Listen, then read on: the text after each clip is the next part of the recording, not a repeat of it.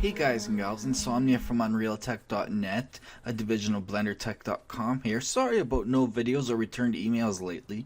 We've been doing many game jams and I've started a new 4-year session at university. This program workflow to Unreal Engine 4 I'm going to show you is Substance Painter. I'd like to start this series off with an overview of the program and why I use Substance Painter for most of my texturing needs now. So Algorithmic, the company behind the Substance series, Substance Designer, Substance Painter, and Bitmap to Material, saw how successful Epic Games was with their $19 a month business plan, and they went that way too. So now you can basically rent to own Substance Designer, Painter, and Bitmap to Material for $19.90 a month through their Substance Live program, which gives you free stuff every month. And as you can see, it's a rent to own system, or you can just make your full payment. This is a great business model because what I spent basically, as you can see, Designer is $600, Painter is $600, Bitmap to Material is $100, and Substance Database is $1,600. What used to cost over $3,000 is now available to indie and hobbyist artists for $19.90 a month. They also have the ability to trial Substance Designer, Painter, and Bitmap to Material for 30 days for free. The only thing is, they're all full featured, but Bitmap to Material will create watermarks, but the other two are completely fully featured. So we're going to be focusing on Substance Painter. What is Substance Painter? Itself doesn't just let you paint with color or built-in materials. You know, you could say, okay, maybe this guy had some metal materials he painted, and then maybe he took some stencils and made this camo, and it took him weeks and weeks and weeks to get all these fibers. No, not at all. You can import materials that you make in their other major program, Substance Designer, to use. So he might have created, say, a camo material, a procedural camo material, like a carbon fiber material, and so on and so forth. So you can import materials you make in that program, as well as the use of all their preset materials and smart materials. And you can also paint with particle systems, so you can paint, say, like leaky water, and the actual particles will follow your mesh and apply paint to all the different texture maps. And you can also use all sorts of generators. So they have dirt generators, dust generators, grease generators, and you can use these for masking as well as just adding on effects. So you can see there's probably a little bit of a generator used for this wear and tear that's just barely on there. And they also have filters, so you can do blur. You can paint with opacity, so you can do translucent parts. You can paint with emissiveness, so you can do parts that glow. And they have a bunch of procedural textures, stuff like bricks and all the standard procedurals you would expect. All right now for $19.90 a month. It's also an amazing tool for baking state-of-the-art ambient occlusion maps, normal maps, other stuff like that from high to low poly models. So let's go over this quickly. So you can paint full materials in real time up to 4K. So yeah, you can pick a material and then start painting it. So this would be like some sort of leather material that you could paint. A next generation viewport, so you can preview it in a physically based viewport for feedback directly on your what you're doing. It is memory heavy, as you can see. Substance just crashed on me in the background. They have post-process effects and shaders, like a toon shader, and you can make all your own and import them. And yeah, like I said, particles. So some of my favorites is there's a cracked glass. So when I'm working on cars, I can do the cracked glass particle paint physics system to make the windshield cracked. And when I'm doing organic, something like, say, this character, I like the vein generator, so it goes and it follows your mesh and it creates veins, basically. Very, very cool. You can see it used here for blood leaking out and some scratches and stuff. Smart materials, so basically what these are drag and drop materials that automatically set up filters that conform to your mesh. So what happened in this instance, it was probably they dropped in a smart material and it automatically figured out where it needed to be weared down and stuff like that based on this mesh, and of course with settings that you can adjust. And so this is the baking I was talking about. You can bake texture maps, which are A, used for stuff like smart materials, but B, you can also use them later in your final setup in Unreal or whatever. So you can take your ambient occlusion map, or if you need a world space normal, or if you need a vertex color map, or if you need a thickness map, curvature map, whatever, they got it covered. So let's take a look at the actual program really quick and actually look at what I was talking about before we move on. So this is a car I did for our last game that didn't end up getting used, and this really only took me a few hours to do, if that. And so you can really see the power that all these generators and smart materials and such have. So this is their PBR previewing, so I can go back to just regular textures as they would be lit and unlit. You can also see wireframe in real time, and you can also view 2D if you want to just paint directly on your UV maps, or 3D 2D, but I like to work in 3D. It is a painting program. So yeah, what I was talking about earlier, so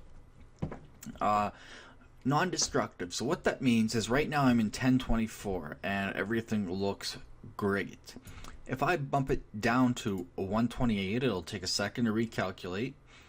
As you can see, we've lost some details. So what I've done is I've changed body main. We'll just go solo on that to 128 by 128, and obviously it goes down to this extremely low quality. But what non-destructive means is it remembers every single stroke. So if I change it back to say 1024, since it remembers every single stroke, I don't lose any detail going back and forth. So if it's hard on my system at 4K, I can paint in say 1K or 512 by 512, and as you can see, I lost no detail. And when I go to export, I can even bump it up to a higher resolution and get more detail out of it if that's the size that I require or want. So as you can see, we get a little more detail. So let's just go over the basic flow of the program. I'm gonna bump it down to 512 just for recording. So we have our texture set here. So you choose a size and what you want. So we have a base color, we have a height map for generating normal maps. In the end, we have a roughness map and we have a metallic map. So that's just a basic PBR roughness metallic setup is what they call that. But you can add as many maps as you want. So let's say we wanted an emissive map for glowing. We wanted index of reflection map for like lenses. Let's say we wanted an anisotropy angle map, you know, if we needed that for anisotrophic metal and stuff. You can add all these different maps: transmissive, specular, reflection, opacity, normal, glossiness, displacement, anisotropy, and ambient occlusion, as well as your base color, height, roughness, metallic, and emissive. So, and you can create your own, of course, too. And you can choose between, of course, your sRGB8, regular RGB8, L16, L16 floating, L32 float.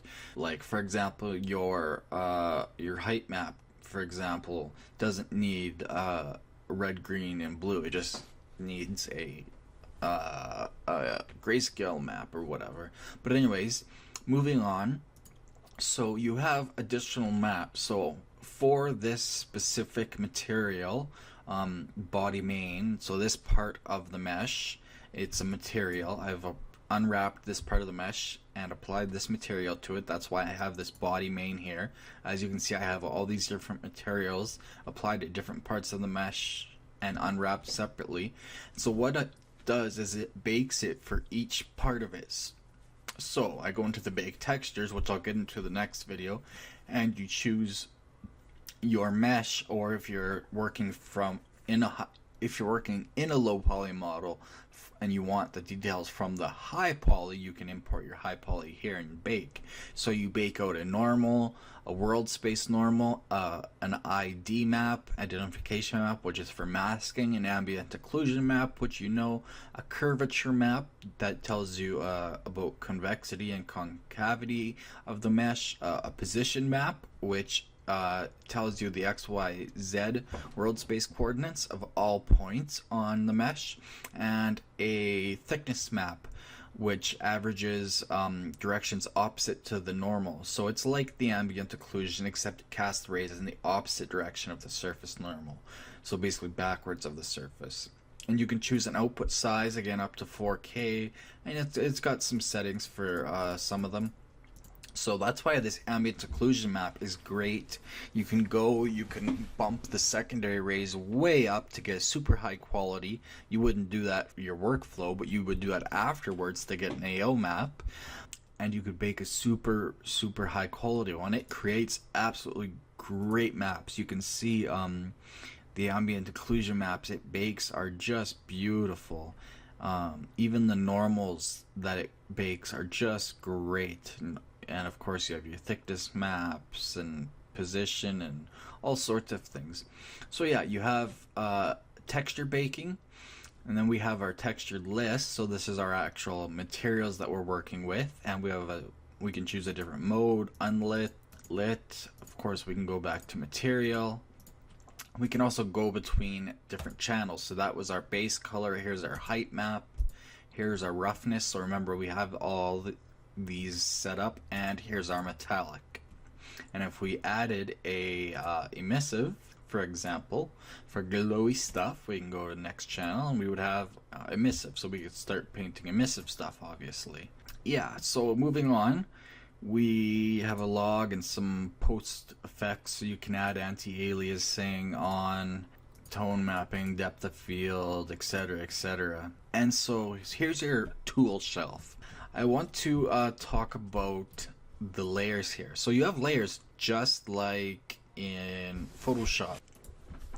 So in addition to remembering your strokes, you also have layers. So if I turn off layer 2, that's this cracked effect. I have the racing stripes. I have rocker overspray, which is just some stenciling I did. I have the little horse logo here.